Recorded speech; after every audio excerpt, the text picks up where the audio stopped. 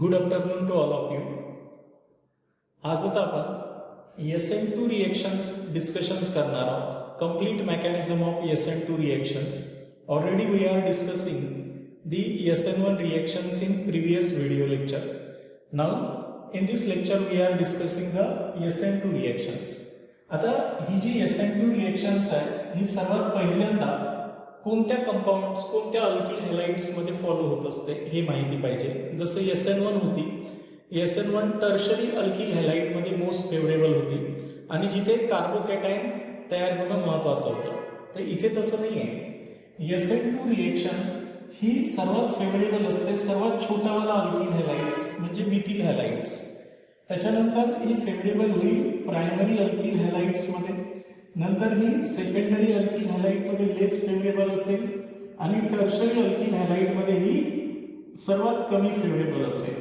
त्याच्यामुळं आता जो लेस हिंडरन्स याला आपण अल्फा कार्बन म्हणतो, ज्याला हॅलोजन ॲटम अटॅच असतो ना, तर हा जो अल्फा कार्बन ॲटम असतो बघा, ज्याला हॅलोजन ॲटम अटॅच आहे अशा कार्बनला आपण अल्फा कार्बन म्हणत असतो. तर हा अल्फा कार्बन जर लेस हिंडरन्स असेल, काय असेल, लेस हिंडरन्स म्हणजे याच्यावर हिंडरन्स कमी असेल, अडथळा कमी असेल, बल्की ग्रुप कमी असेल, तर लेस हिंडरन्स अल्किल ग्रुप किंवा carbon less alkyl group less hindrance alpha carbon atoms alpha carbon atom favour the SN2 reactions. हे SN2 रिएक्शन्सला फेवर करत असते.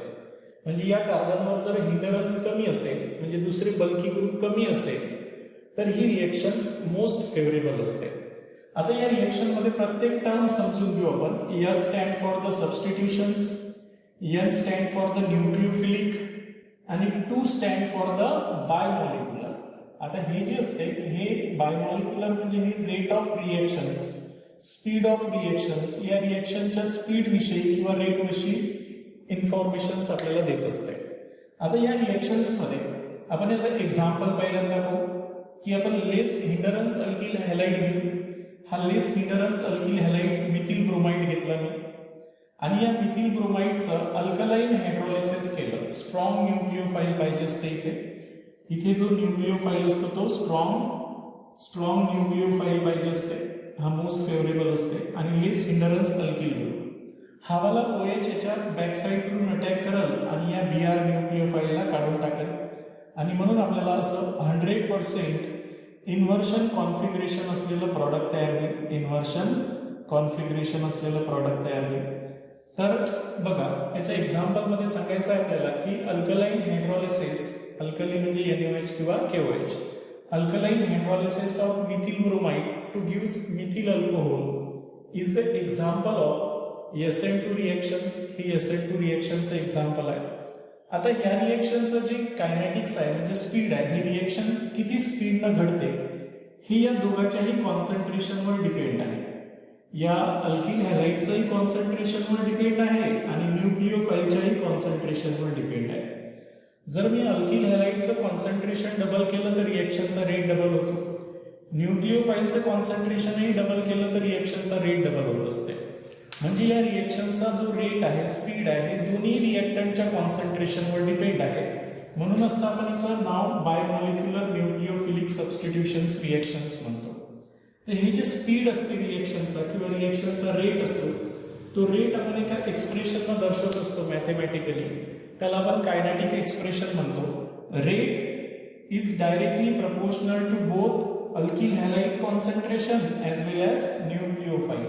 म्हणजे दोघांच्याही कॉन्सन्ट्रेशनवर रिएक्शनचा रेट डिपेंड असते आणि that's why it follows second order kinetics. त्याच्यामुळे ही रिएक्शन्स कोणतं कायनेटिक्स फॉलो करते, सेकंड ऑर्डर कायनेटिक्स फॉलो करत असते आणि म्हणून आपण सांगतो की it is the second order reactions. Its rate depend upon, rate of reaction depend upon concentration of both methyl bromide as well as nucleophile and hence it is a bimolecular nucleophilic substitutions reactions. म्हणून आपण हिला बायमॉलिक्युलर nucleophilic substitutions reactions म्हणतो. आता नेमकं हे mechanism घडते कसं, mechanism म्हणजे बॉन्ड ब्रेक कसे होतात आणि नवीन बॉन्ड कसे तयार होत असतात. तर तो त्याला आपण मेकॅनिझम म्हणत असतो. तर हे जे SN2 रिएक्शन आहे, या SN2 रिएक्शनचं मेकॅनिझम सिंगल स्टेप मेकॅनिझम आहे. इंटरेस्टिंग मेकॅनिझम आहे की इथे लेस हिंडरन्स अल्फा कार्बन, हा जो अल्फा कार्बन असतो हा लेस हिंडरन्स कार्बन पाहिजे आपल्याला, म्हणजे खूप कमी हिंडरन्स असलेला. तर हा Br निगेटिव्ह असेल, कार्बन पॉझिटिव्ह असेल. हा Br न्यूक्लिओफाईल या Br न्यूक्लिओफाईल सोबत रिपल्शन करेल, म्हणून हा फ्रंट साईडकडून येणार नाही. हा या कार्बनच्या बॅक साईडकडून अटॅक करत, जिथे त्याला लेस हिंडरन्स भेटल, म्हणजे अडथळा, कमीत कमी अडथळा या साईडनं आहे त्याचा. या साईडनं Br त्याला रिपेल करणार आहे. इकडे याचे छोटे छोटे ग्रुप आहे, त्याच्यामुळे लेस हिंडरन्स त्याच्या बॅक साईडकडून असेल.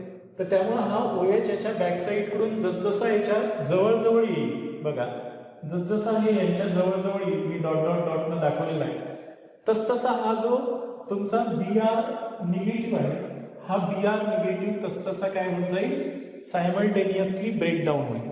त्यामुळे या रिएक्शनच्या मेकॅनिझम मध्ये कार्बोकॅटायन तयार होणार नाही. आपल्याला अल्किल हॅलाइड जो अल्फा कार्बन कंटेनिंग हॅलोजन असतो, विच इज लेस हिंडरन्स, तो लेस हिंडरन्स कार्बन असला पाहिजे. त्यावेळेस मोस्ट फेवरेबल अटॅक तुमचा अल्किल हॅलाइड्स मध्ये या बॅक साइड अटॅक होणार आहे. आणि जसजसा हा न्यूक्लिओफाईल या कार्बनच्या जवळ येईल, डिफिसियंट कार्बनच्या, तसतसा हा Br सायमल्टेनियसली ब्रेक होत जाईल. म्हणून हा स्ट्रॉंग न्यूक्लिओफाईल पाहिजे असते. म्हणून हा न्यूक्लिओफाईल कसा पाहिजे असते, स्ट्रॉंग न्यूक्लिओफाईल पाहिजे असते. कारण हा स्ट्रॉंग न्यूक्लिओफाईल जसजसा याच्या जवळ येईल तसतसा हा Br न्यूक्लिओफाईल रिमूव्ह होऊन जाईल आणि हे सायमल्टेनियसली होत असते. तर एक ट्रान्झिशन स्टेट भेटते आपल्याला. त्या ट्रान्झिशन स्टेटमध्ये हा OH आणि हा Br पार्शली कार्बनला बॉन्डेड असतात आणि हे तीन हायड्रोजन्स एका प्लेनमध्ये असतात आणि this 2 OH are perpendicular to this planar carbon. या कार्बनला तीन हायड्रोजन जे एका प्लेनमध्ये आहेत त्याला हे परपेंडिक्युलर असतात. ठीक आहे. आणि फायनली जेव्हा प्रॉडक्ट तयार होते ते प्रॉडक्ट 100% इन्व्हर्शन, म्हणजे ज्या साईडनं तुमचा Br गेला त्याच्या अपोजिट साईडनं काय येते, OH येते. त्याला आपण 100% इन्व्हर्शन कॉन्फिगरेशन म्हणतो. त्यालाच आपण वॉल्डन इन्व्हर्शन सुद्धा म्हणतात. काय म्हणतात, वॉल्डन इन्व्हर्शन्स. अशा प्रकारे इथे जे प्रॉडक्ट तयार होते तो 100% इन्व्हर्शन प्रॉडक्ट तयार होत असते. म्हणून प्रॉडक्ट जे तयार होत असतो याच्यातले प्रॉडक्ट ऑप्टेन, हे जे प्रॉडक्ट ऑप्टेन होते तो 100% इन्व्हर्शन कॉन्फिगरेशन असलेला प्रॉडक्ट तयार होत असतो. त्यालाच आपण वॉल्डन इन्व्हर्शन म्हणतो. काय म्हणतो, वॉल्डन इन्व्हर्शन. कळून द्यायला मी काय सांगितलं आहे. त्यानंतर इथे सर्वात महत्वाचं असते की न्यूक्लिओफाईल बॅक साइड अटॅक करत असतो. ह्या ट्रान्झिशन स्टेटमध्ये 3 hydrogen atoms are in one plane, एका प्लेनमध्ये असतात. दिस 2 OH and Br are partially bonded to the carbon which is perpendicular to the plane. त्या perpendicular असते प्लेनले. आणि the product obtained in this reactions is 100% inversions. पण हे केव्हा इन्व्हर्शन, रिटेन्शन हे केव्हा येत असते, जर हा अल्किल हॅलाइड कसा असेल, असिमेट्रिकल कार्बन असेल. कसा असेल, हा असिमेट्रिकल कंपाऊंड असेल. म्हणजे या कार्बनच्या चारही व्हॅलन्सी वेगवेगळ्या असेल. हा हायड्रोजन हा वेगळा, हे वेगळा, हा वेगळा, हे सर्वच वेगळे असेल तर 100% इन्व्हर्शन. अदरवाईज हा जर कायरल नसेल, म्हणजे असिमेट्रिकल कार्बन नसेल, तर आपल्याला इन्व्हर्शन वगैरे सांगायची गरज नाही आहे. इथपर्यंत सर्वांच्या लक्षात आलं मी काय सांगितलं आहे ते. तर ह्या रिएक्शन्समध्ये मेन हेच आहे, simultaneously making and breaking of bond. In this reaction, no carbocations is formed. Most favorable alkyl halides having the alpha carbon which is less hindrance, ज्याच्यापेक्षा hindrance कमी असेल तिथे न्यूक्लिओफाईल आपला बॅक साइड अटॅक करेल. मोर stronger nucleophile R favourable. इथे strong न्यूक्लिओफाईलच पाहिजे असते. SN1 reaction मध्ये strong नसला तरी चालते, कारण कार्बोकॅटायन तयार झाल्यानंतर न्यूक्लिओफाईल तिथे अटॅच होते. इथे तसं नाही आहे. हा न्यूक्लिओफाईल जसं जॉईंट होईल तसं हा न्यूक्लिओफाईल रिमूव्ह होईल. त्यामुळे स्ट्रॉंगर न्यूक्लिओफाईल इज रिक्वायर्ड. आणि इथे पोलर अप्रोटिक सॉल्व्हंट पाहिजे असते. पोलर अप्रोटिक सॉल्व्हंट फेवरेबल असते. जसं ॲसिटोन वगैरे जे आहे ते पोलर अप्रोटिक सॉल्व्हंट आहे. हे या टाईपचे सॉल्व्हंट हे रिएक्शन्स फेवरेट करत असतात. इथपर्यंत समजलं. आता हे जे एका स्टेपमध्ये रिएक्शन झाली तर यांच्यामध्ये जे एनर्जी चेंज झालेला आहे ते आपण आता एनर्जी प्रोफाईल डायग्राम मध्ये समजून घेऊ. ओके, इथपर्यंत सर्वांच्या लक्षात आलं असेल. बघा हे जे मेकॅनिझम आहे तर या मेकॅनिझम मध्ये आपल्याला एनर्जी चेंज कळते. ही एका स्टेपमध्ये रिएक्शन्स आहे, त्यामुळे आपण एका स्टेपमध्ये याची रिएक्शनचं एनर्जी चेंज होणार आहे. हा ट्रान्झिशन स्टेटमध्ये गेल्यावर ट्रान्झिशन स्टेट म्हणजे हायेस्ट एनर्जी स्टेट आणि फायनली प्रॉडक्ट तयार होत असते. तर हे जे मेकॅनिझम असते ते आपण एका एनर्जी चेंज डायग्राममध्ये दाखवत असतो. बघा लक्षात ठेवायचं आहे ते डायग्राम एनर्जी प्रोफाईल डायग्राम म्हणजेच काय असते की जे रिएक्टंट असते जेव्हा प्रॉडक्टमध्ये कन्वर्ट होतो तर त्यावेळेस जे काही एनर्जी चेंज असते ते एका ग्राफमध्ये किंवा एका प्लॉटमध्ये आपण प्लॉट करतो, त्याला काय म्हणत असतो एनर्जी प्रोफाईल डायग्राम.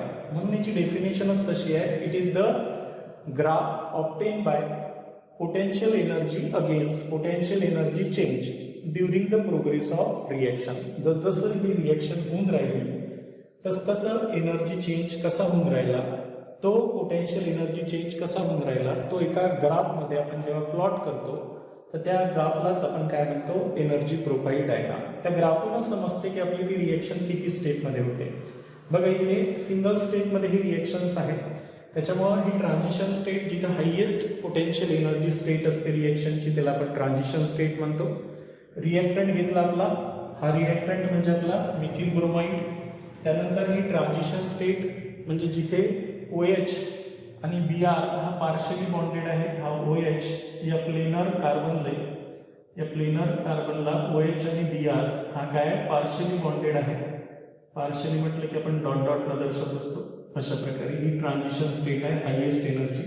आणि फायनली आपला हा प्रॉडक्ट आहे इन्व्हर्शन कॉन्फिगरेशन असलेला हा प्रॉडक्ट जो आपण तयार करतो ज्याची एनर्जी रिएक्टंटच्या एनर्जीपेक्षा कमी आहे, म्हणजे याची heat of reactions exothermic reactions आहे. तर ग्राफ एनर्जी प्रोफाईल डायग्रामची डेफिनेशन पाठ करायची नाही. इट इज द ग्राफ किंवा plot obtain bye plotting the potential energy change against the progress of reaction is called as energy profile diagram. आता या energy profile डायग्राममध्ये 3 term आपण स्टडी करणार आहोत, ट्रान्झिशन स्टेट, ऍक्टिव्हेशन एनर्जी आणि heat of reaction.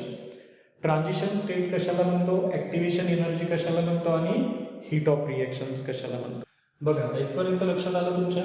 तर आता पाहायचं आहे आपल्याला की याच्यातले जे टर्म आहे या एनर्जी प्रोफाईल डायग्राममध्ये एक सर्वात पहिले आपण टर्म पाहणार आहोत ऍक्टिव्हेशन एनर्जी. ऍक्टिव्हेशन एनर्जी म्हणजे ही जी रिएक्टंट मॉलिक्यूल आहे ते खूप सारे याला एका हायेस्ट पोटेन्शियल एनर्जी स्टेट पर्यंत जावं लागते. म्हणजे यांची एनर्जी जर इथपर्यंत सफिशियंट असेल तरच ते प्रॉडक्टमध्ये कन्वर्ट होतील. आणि म्हणूनच ऍक्टिव्हेशन एनर्जी म्हणजे अमाऊंट ऑफ एनर्जी रिक्वायर्ड. या रिएक्टंटला इतकी रिक्वायर्ड एनर्जी लागते to convert in to the transition state. Transition state पर्यंत जाण्यासाठी तर त्या एनर्जीला आपण त्याची काय म्हणत असतो ऍक्टिव्हेशन एनर्जी. जर या रिएक्टंटची ऍक्टिव्हेशन एनर्जी ट्रान्झिशन एनर्जीपेक्षा कमी असेल तर ते प्रॉडक्टमध्ये कन्वर्ट होणार नाही. आणि म्हणून ऍक्टिव्हेशन एनर्जीची डेफिनेशनच तशी द्यायची आहे, it is the amount of energy required to convert the reactant into the transition state is called as activation energy. त्याला आपण डेल्टा E ने दर्शवत असतो. त्याच्यानंतर heat of reactions. Heat of reactions म्हणजे इथे तुमची काहीतरी रिएक्टंटची एन्थाल्पी असेल पोटेन्शियल एनर्जी आणि ही वाली जी आहे तुमची प्रॉडक्टची पोटेन्शियल एनर्जी आहे. तर या दोघांमधला डिफरन्स म्हणजे हीट ऑफ रिएक्शन्स. जेव्हा ही रिएक्शन्स होत असते ते हीट लॉस होते. का बरं हीट लॉस होते, कारण रिएक्टंटची एन्थाल्पी जास्त आहे आणि प्रॉडक्टची एन्थाल्पी कमी आहे. याचा अर्थ रिएक्टंट प्रॉडक्टमध्ये कन्वर्ट होत असताना काही ना काही हीट लॉस करत असतो. म्हणून ही एक्झोथर्मिक रिएक्शन असते. डेल्टा H निगेटिव्ह असते. हा डिफरन्स असतो. कसा काढत असतो आपण, potential energy of product and potential energy of reactant. It is the difference in potential energy of product and potential energy of reactant in a reaction is called as heat of reaction. Delta H ने denote करत असतो. Heat of reactions always calculated as enthalpy of product final state minus initial state. Final state म्हणजे product minus reactant अशा प्रकारे. आणि finally transition state. याच्यातली transition state खूप महत्वाची आहे की ट्रान्झिशन स्टेटमध्ये कार्बन पेंटाव्हॅलंट असतो. 3 hydrogen atoms are in one plane and 2 OH and Br are perpendicular to this plane. ही जी ट्रान्झिशन स्टेट असते कोणत्याही रिएक्शन मधली ती हायेस्ट पोटेन्शियल एनर्जी स्टेट असते. काय असते हे, हायेस्ट पोटेन्शियल एनर्जी स्टेट असते कोणाची, रिएक्टंटची. आणि every reactant must pass through the transition state. जर तो ट्रान्झिशन स्टेट पर्यंत गेलाच नाही तर तो प्रॉडक्ट मध्ये कन्वर्टच होत नाही. Every reactant must pass through the transition state before it converted in to the product. त्याच्यामुळे पोटेन्शियल ट्रान्झिशन स्टेट म्हणजे highest potential energy state of the reactant. या रिएक्टंटची हायेस्ट पोटेन्शियल एनर्जी स्टेट असते रिएक्शन मध्ये, that is called as transition state. आणि every reactant must pass through the transition state. प्रत्येक रिएक्टंटला या ट्रान्झिशन स्टेट मध्ये जावंच लागते before it converted in to product. तर दिस is about the SN2 reactions. तर SN2 रिएक्शन्स मध्ये आपला महत्वाचं होतं की less hindrance alpha carbon containing halogens.